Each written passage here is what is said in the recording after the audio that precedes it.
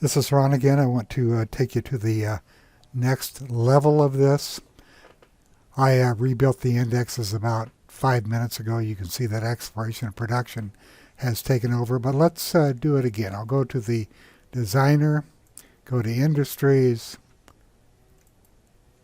I'll just click on my shift key and let you see that all the industries are over here.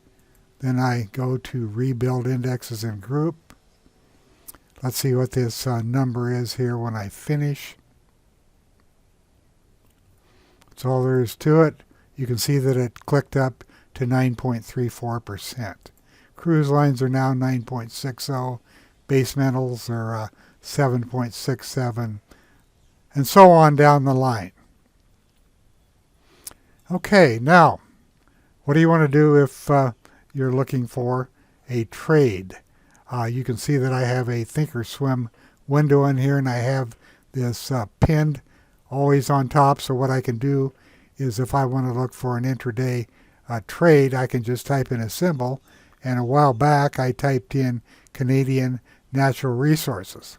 Let's take a look at my sort.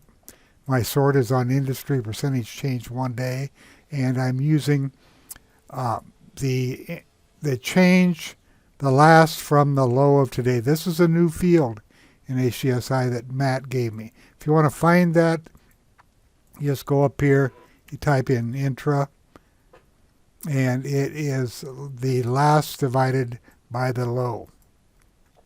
And you can see that this stock, well, Carnival, sorry.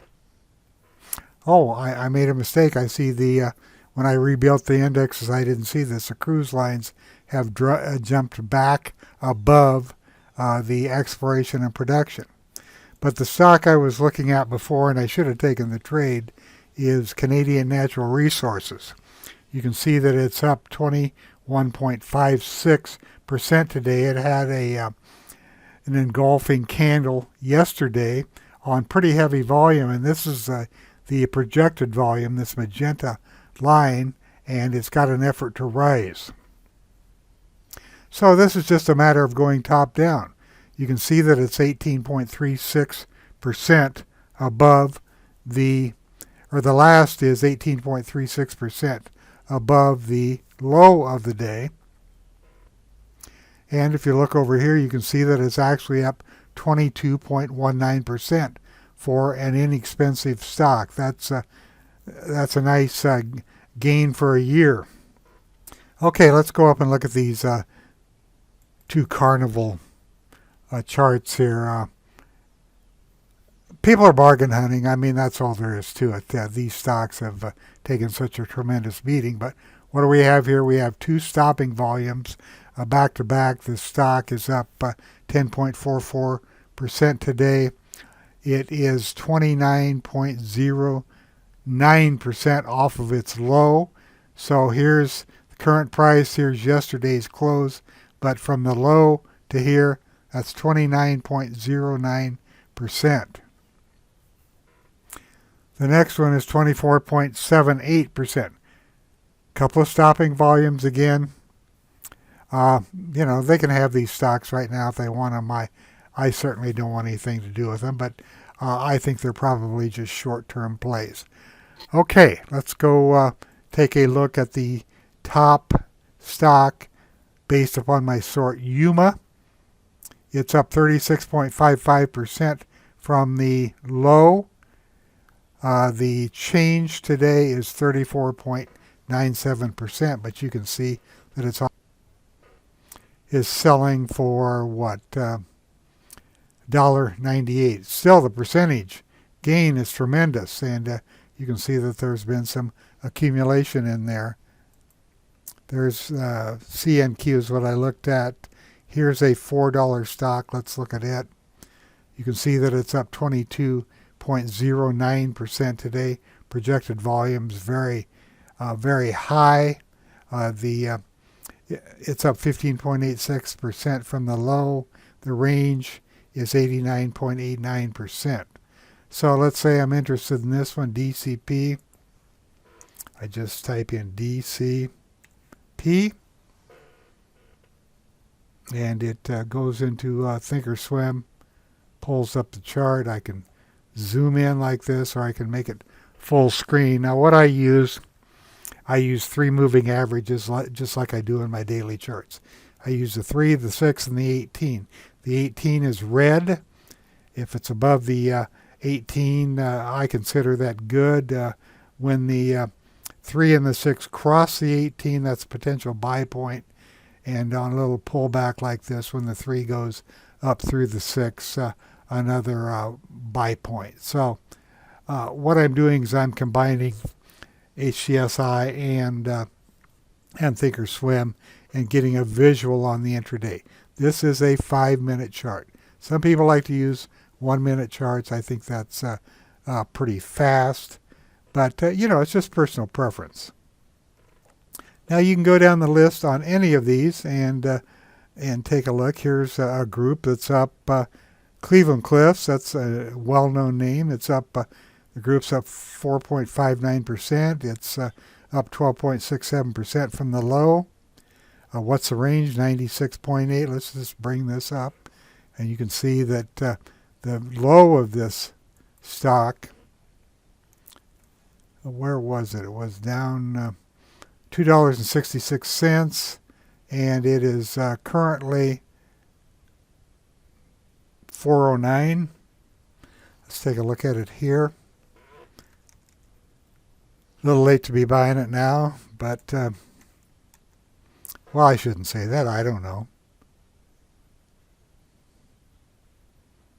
Okay, here's Cleveland Cliffs today. Look at that volume coming in here. I'll make this full screen. This is a good example of the 3 crossing the 6 and then up through the 18. And that was at $3.71. Buyers stepped up. You can see the volume coming into it. This represents demand. So there's much more demand than supply. This is the way volume price analysis works. And it depends on how diligent you want to be, how much time you want to spend doing this. But there are opportunities every day doing this. Now, let me show you one more thing. The comp is up 0.70. The Dow's only up 0.40. The S&P 500 is only up 0.30. So what does that tell us? It tells me that the interest is in the NASDAQ, and the NASDAQ futures represent that. And what do the NASDAQ futures represent? They represent the NASDAQ 100. So this is another thing you can do. You can go into major market index components, locate the NASDAQ 100, and now I am looking at stocks under $50. Let's go over $50. So under $50. And what do we have here? We have 2 airline stocks, United and American. And you can see how much they are up off of the intraday low. Now if I go to the over 50, and let's just, I'm going to relax the intraday range down to 51. You can see that internet media is leading the way with Baidu up 6.47% off the low. Where's the range right here? It's holding up the best at 95%. So if I bring up Baidu, you can see that yesterday there was a test. Today there's a confirmation of that test. And now let's just put this in perspective, though. I'm going to put the fan on here. So the 3 crossed up through the 6. And here's the 200 up here. Here's the 100. Here's the 50. Here's the 18. More than likely, since this is in a downtrend, this is a counter trend move to the upside. Really, for it to become a strong stock, this fan is going to have to reverse. But the stock will be long gone by then. Anyway, if you want to play the short term, get in. You can certainly just go where the strength is, and in this instance, it's in the NASDAQ 100. Now let me go back to this. This is the chart I want right here. Up 6.03 today. Volume is projected above average with this magenta bar. This is the 90 period moving average. Now let me do this. I'm just going to take the filter off, and we're going to look at the entire NASDAQ 100, and you can see the industry strength here, and which ones have a positive group and which ones don't. Once again, let's go back here to industries. Rebuild the indexes in the group. Let's see if this number changes on the airlines. It's 3.61 right now. Okay. Yes, I shouldn't have clicked on that. And it's up to 3.94. So you can see by rebuilding these indexes multiple times during the day, you can really get a feel for which groups are moving. And let's just take a look at AAL. It's above UAL now. And remember, this is my 5-minute chart. Okay, this is after the market opened. This is a sloppy chart, as you can see. Just recently has it broken above the 18, the red line with a crossover here. And this was at, approximately somewhere in the 1260 range. Not a very pretty chart. Not even on a 5-minute chart, there's really not much of a range. I didn't mean range. There's just it's an ugly chart. I wouldn't touch it. Let's look here. Well, there aren't many people that are going to be buying Amazon. How about eBay? What are we looking at here? This one's actually down for the day, even though the group is up. You can see that it's down here. And it's trading at 18.25% of its daily range. So not doing well at all.